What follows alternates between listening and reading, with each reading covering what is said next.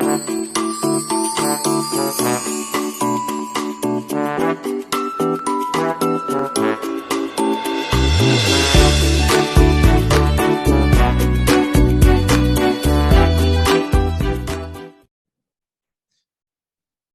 right. Hi, everybody. It's Leo Brady here with AMovieGuy.com. I am here with the extremely talented, and everybody will learn about how talented this man is, actor Kevin Durand.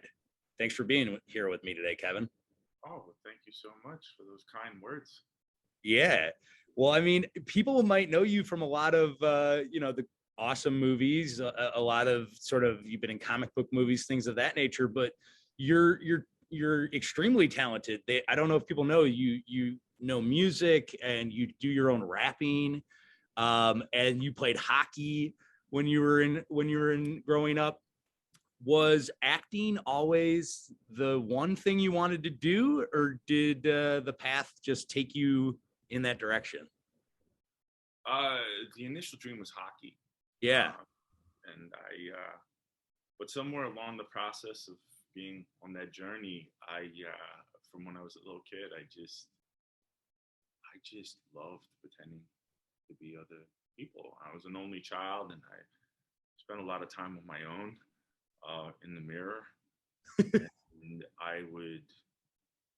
it was just a thing that I just loved to do. And like before I ever thought that I'd ever be able to make a living at it, I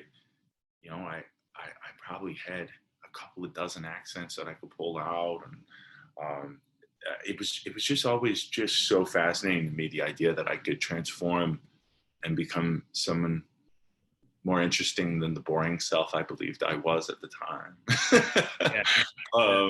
Yeah. So it's now, I mean, it's been 30 years of making a living doing it. I love it more every day. Yeah. I love it every day. I go to set. You ask anyone on set, they're like, "Who's the happiest guy here?" There's no doubt. It's the freaking giant over there skipping and dancing because he gets to do what he loves to do. So I'm so grateful.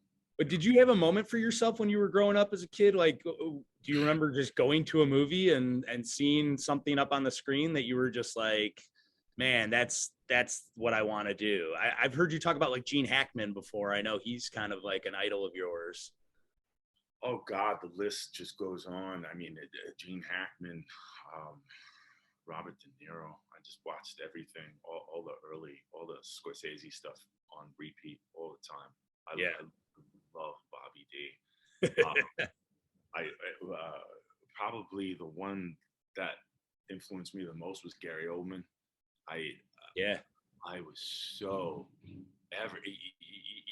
even in some of the projects where the movies didn't work, I would just watch everything he did just to watch his performance. I was always so fascinated how he could completely transform, and that's what I wanted to do.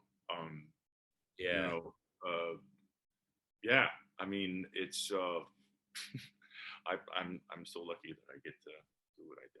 Yeah. Well, I mean, you talked about it, 30 some years. I mean, I was looking at it, you get your start with Jay Roach on Mystery Alaska as like this hockey player with Russell Crowe. I mean, that movie's 20 plus years now. Do you look back at that movie the fondest because it is sort of your first sort of big break, or is it a movie that, just ultimately you've enjoyed to be a part of? Well, I went from doing years and years of like really, really low rent theater. Like, I was at the time that I auditioned for Mystery, I was doing, are you familiar with Forever Plaid? Yeah. I think I've heard of it. Yeah. Broadway show. Yeah. We had to learn 23 songs in 4-part harmony. Wow. Just terrific characters, terrific script, terrific music. Yeah. But we were doing it to like, sometimes there was only 6 people in the theater, and sometimes we wouldn't get paid, and someday, that was kind of my life leading up to my Mystery Alaska audition. So all of a sudden, I get this movie. I thought, I didn't know that it was going to be as big as it was. I was like, oh, this Russell Crowe guy, and then I started watching all his movies, and I was like, aha! Now there's the guy that's going to teach me a lot. Yeah. Even when he doesn't realize it, I'm going to be learning from him all the time. And I still do. Yeah. And, you know, he became a mentor, and I would show up to set on the days that I wasn't working, and I would just sit and watch him. And sometimes he'd be like, "Tree, get out of my eye line." And I would, and I would say sorry. And then I would probably get back in his eye line. I couldn't watch him enough. I thought he was just, he still is. I just love watching every beat he plays, you know. Well, yeah, and I don't know if you know about me. I mean, I'm in the camp that believes there are no bad Ridley Scott movies. So, and where I first found out who you were was in Robin Hood, and that's a movie that I like. I totally appreciate. I think like there's like these amazing sets and style to it, and it kind of shows just how great it is. Is that a movie that you hope more people will appreciate as time goes on? I mean, I know Robin Hood's been done so many times, but that is certainly a unique way of doing it. Man, that experience was just, you know, I auditioned on tape for Ridley Scott, and then I found out that I was his choice. And when I found out that I was his choice, I just said, okay, well, then I'm going to do Robin Hood. I got work offers, and I needed to work at the time. I would say no, just in case he wants to start. I'm not. So I said no to everything for like 8 months, and I still hadn't gotten an offer. And I in the meantime, while I wasn't getting an offer, I found out that the character was Scottish now because he was English before. So I was like, okay. I bought a ticket. I went to Scotland. I walked the streets trying to find people to emulate, to try to figure out how to become a Scotsman. I would take the train every day to Glasgow from Edinburgh, and I was living with a family. I had this really great immersive experience, and I called my agent and my manager. I said, tell Ridley that I'm drunk and dirty in a kilt in Glasgow with my friend Bill Haggerty, and I'm ready to go. And then I ended up getting it, and the whole experience. I don't even know how to sum up. Working with him, he had this real beautiful trust in me, and just let me. He wanted me to riff and and he'd go, look, I have this set here. He'd get me in the morning. I don't have a scene written for it. He's like, can you just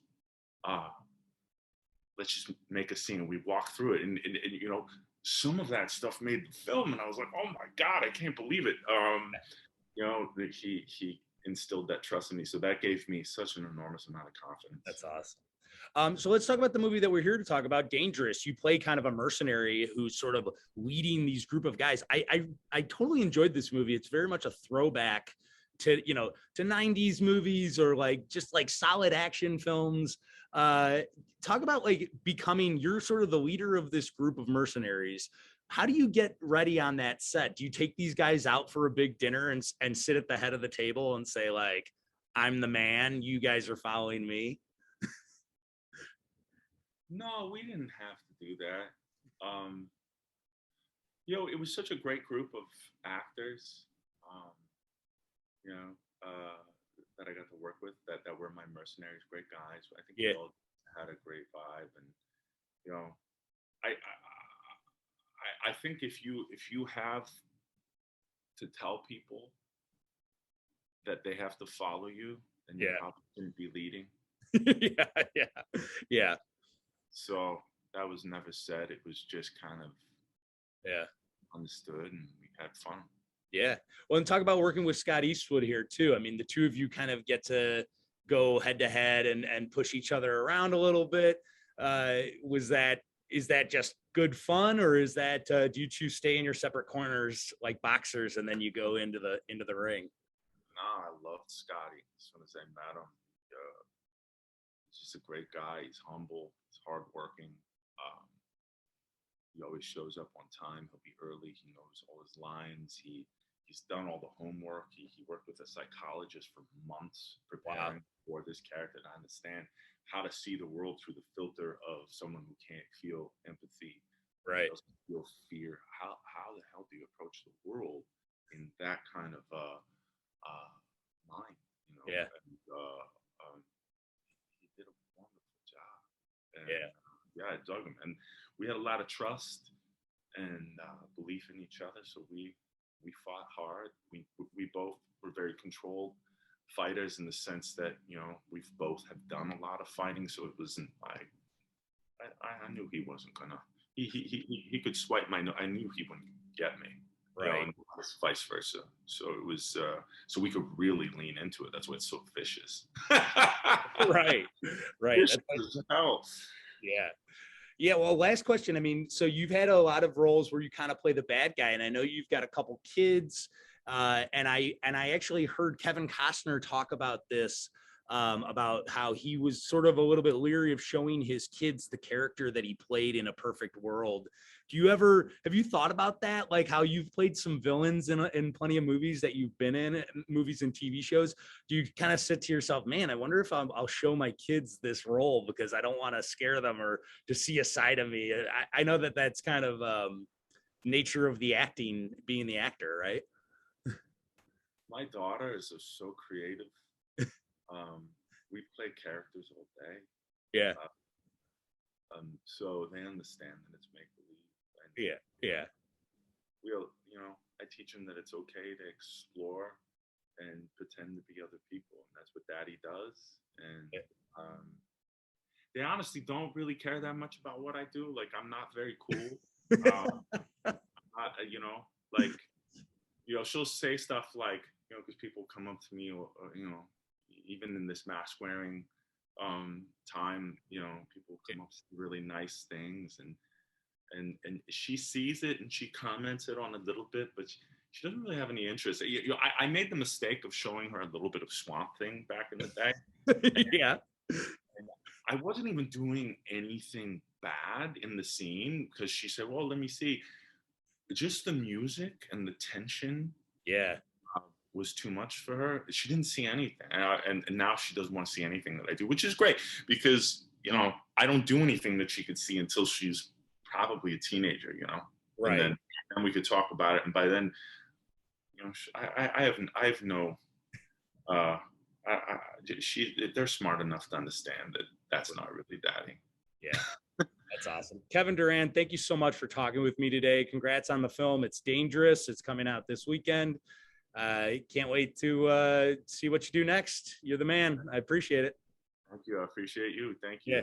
Yeah. Right. Take care. Bye. Bye-bye.